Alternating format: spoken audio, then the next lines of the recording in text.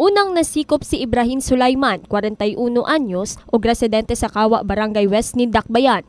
Pasado alas 10 sa kagabi, nasita si Sulaiman human sa wala niini pagsul-ob og helmet sa Gipaygayon checkpoint sa Bula Police Station sa May J. Catolico Avenue, Barangay Lagaw, Nindakbayan. Nakuha sa posisyon sa dinakpan ang usa ka sachet nga gituuhang shabu nga nagkandidato og 1,000 ka pesos. Doon na usab na kumpiska kang Sulaiman ang usa ka magazine sa kalibre 45, usa ka tutor pipe ug mga buhing bala. While conducting our checkpoint, yun sa one-time, big-time natin na checkpoint, ma'am, and then we found out na meron siyang dala na isang magazine, 45 magazine, and merong live ammunition.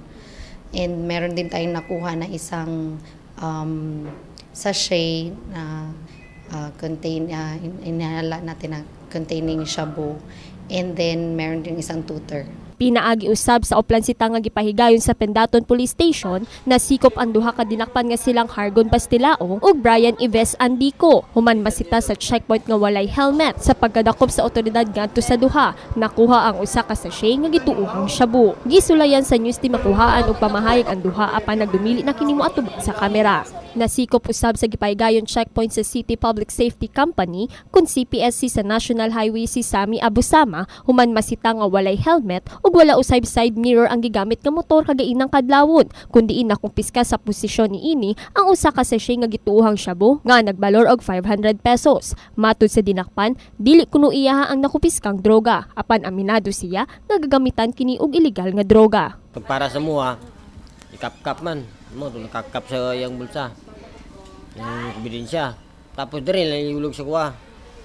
Hindi ko palabutan na. Pero sir, aminado nagagamit tayo bakal? Oo, yun na. Sa user lang ka, pero dili ka Dili. Pinara siya kasi hindi siya kasuot ng helmet at saka walang side mirror yung motor niya, kaya pinahinto siya para hanapan ng lisensya o RCR. After na naghinto na, din hinanapan siya ng personnel ng CPEC ng lisensya or RCR. Pagkuot ng bulsa niya, nahulog yung one hit shield siya ng suspected shabu po. Kasong pagsupak sa RA 9165 kung Comprehensive Dangerous Drugs Act of 2002 ang atubangon sa mga dinakpan. Base sa oplansita nga gipahigayon sa kapulisan, ubay-ubay na usab ang ilang mga nadakpan nga motorista. Shalane Joy Kanda, Brigada News.